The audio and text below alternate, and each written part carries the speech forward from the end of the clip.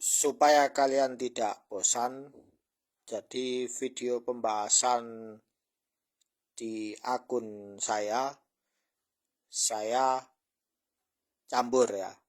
Ada isi tafsir Al-Quran, kemudian sirah nabawi, dan juga motivasi, juga membicara tentang pendapat dari para intelektual dan para ulama, mengomentari buku-buku mereka, dan kita mendiskusikan, membicarakan apa cara mereka berpikir itu bagaimana sesuai data yang mereka selidiki selama berpuluh-puluh tahun. Bagi yang belum melihat video saya yang sebelumnya membahas tentang ini, kenapa umat Islam tertinggal, bisa dicek ya. Itu pembahasannya tentang Syarif Makkah, yang dia itu tidak bisa mengatasi masalah di Hijaz. Kenapa kok Bani Hashim gagal, sedangkan bin Saud itu berhasil ya mengembalikan rasa keamanan dan ketentraman di Hijaz. Ya.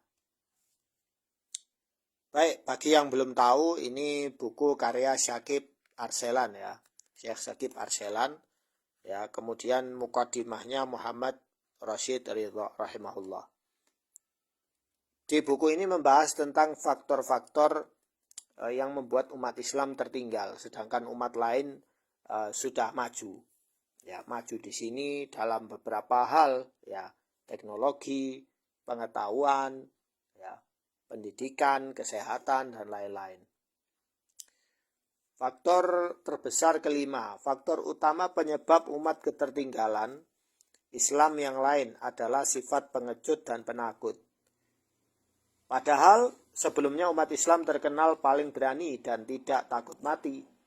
Satu orang muslim mampu menghadapi 10 orang musuh. Bahkan ada yang sanggup menghadapi 100 orang musuh. Sekarang mereka sudah takut mati kecuali segelintir saja. Ketakutan yang tidak bisa disandingkan dengan Islam dalam satu hati. Ironinya bangsa barat menyerang umat Islam tanpa takut mati. Tidak seperti kaum muslimin yang takut mati saat membela diri dari serangan mereka.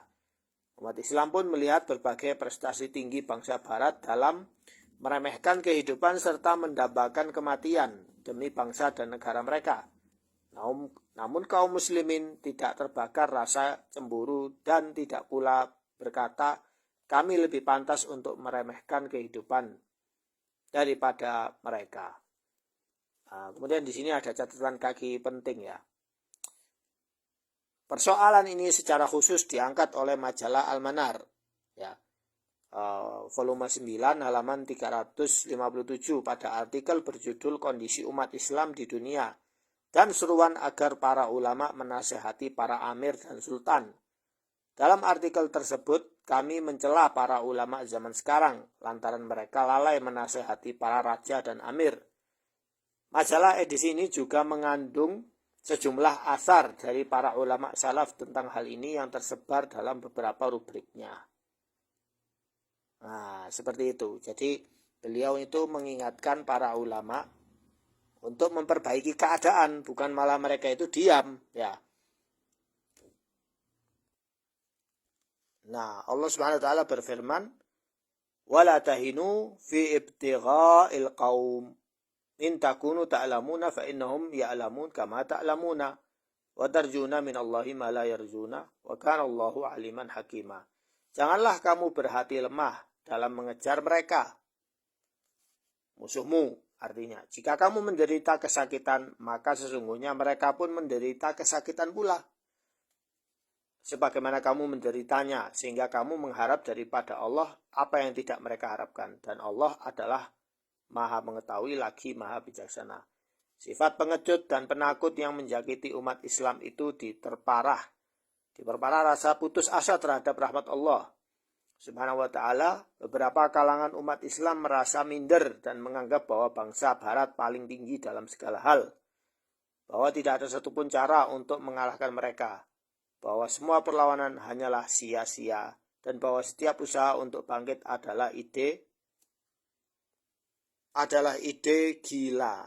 Perasaan seperti ini harus menjadi-jadi dan mendarah daging dalam jiwa kaum muslimin setiap kali mereka berhadapan dengan Eropa. Tidak pelak Eropa diuntungkan oleh rasa takut tersebut. Jadilah sebagian kecil orang Eropa dapat menguasai sebagian besar umat Islam. Kondisi ini sangat bertolak belakang dengan keadaan kaum muslimin pada masa-masa awal. Kata para pengecut, takut itu kebijaksanaan. Jadi ini syair ya. Padahal itu cuma tipu daya tabiat murahan. Jadi bayangkan orang yang pengecut itu adalah manusia yang murahan. Mau disebut manusia murahan? Kan enggak kan?